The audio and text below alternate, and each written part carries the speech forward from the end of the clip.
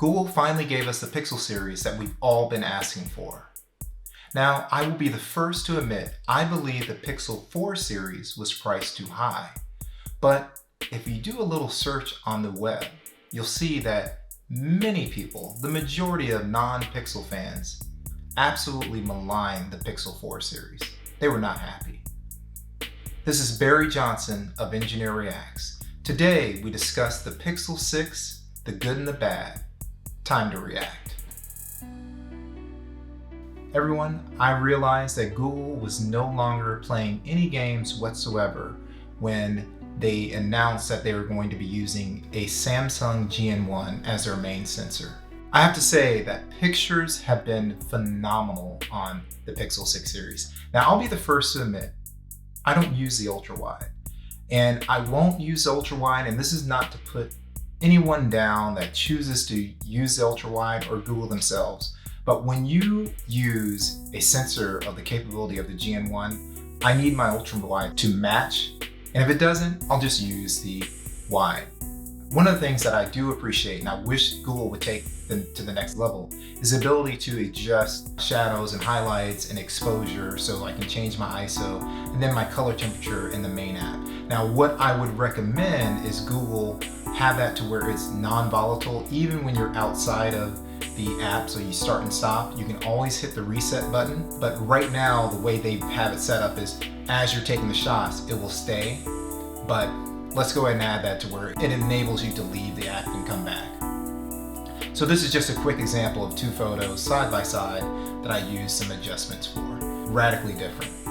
Now, where Google kind of took it to the next level is video. They were starting to show themselves as having some stabilization things, but now we can do portrait or bokeh type of video with the actual Google Pixel. So if we look here, we actually have the A6400, which some refer to as one of the best cameras that you could have purchased under $1,000. But I will say, even though this was probably the #1 rated camera, we do have a scientist that believes it's a gangsta camera, whatever that means.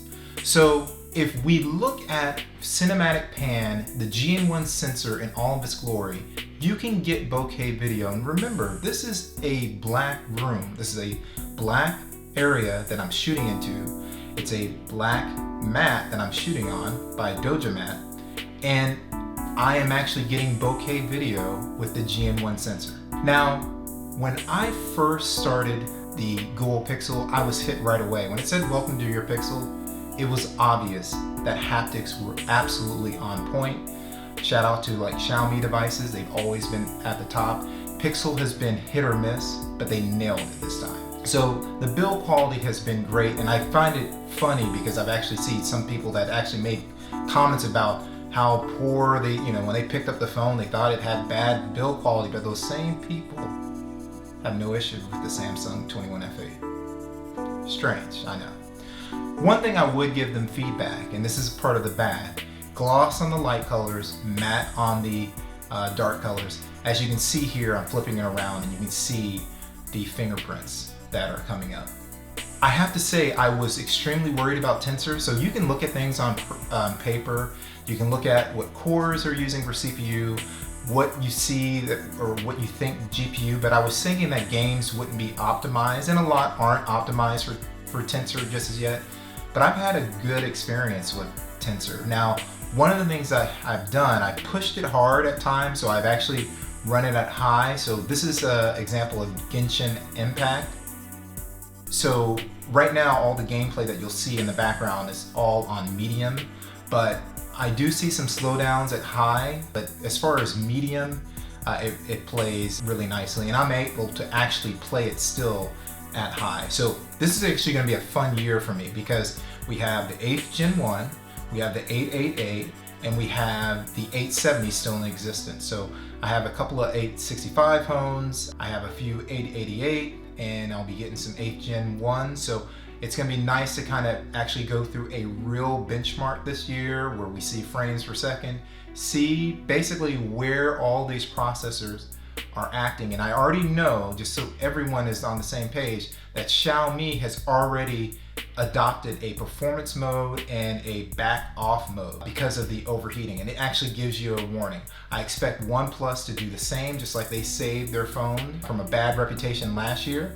As far as the usual suspects, call screen, direct my call, wait times, all this stuff has been great, but I will say that direct my call is something that I use quite frequently because it actually also has wait time built in as well, so you can actually kind of see right at the top when you launch this that you'll see the actual wait time. But direct my call has just been fantastic from the standpoint of you can actually see the live transcript of what's happening with the 800 number that you're going through, and then you can actually see the prompts where you can actually just touch on the phone. Now, the game changer, and I'll just go back to my matrix thing. Google, shout out to you.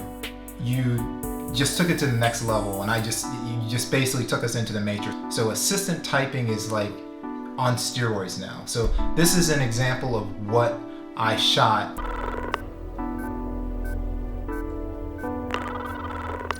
Yeah. Is everything in place? You weren't supposed to relieve me. I know, but I felt like taking a shift. You like him, don't you?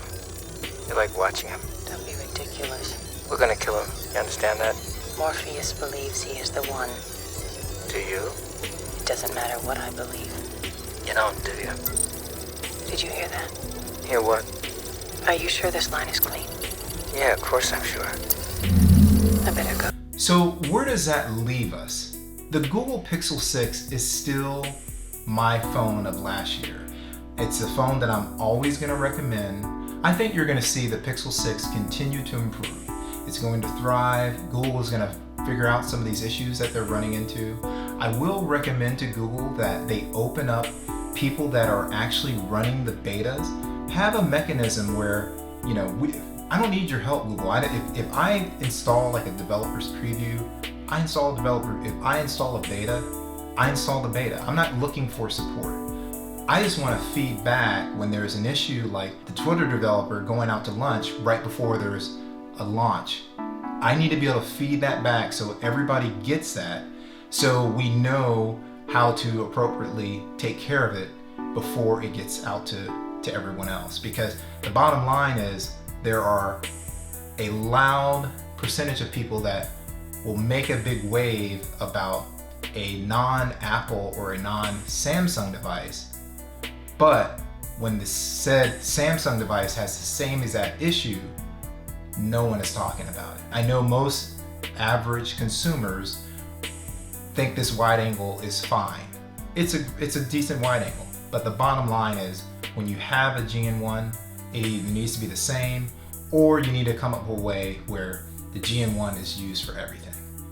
And then on your 6 Pro, you would just use the GN1 plus the telephoto lens, and then do everything you can as far as getting that wide mode. Whether you need to in video, create an algorithm that allows you to do less cropping, so it's like a pseudo wide mode, maybe not as stable, but something needs to happen, or just like I said, put in the physical hardware.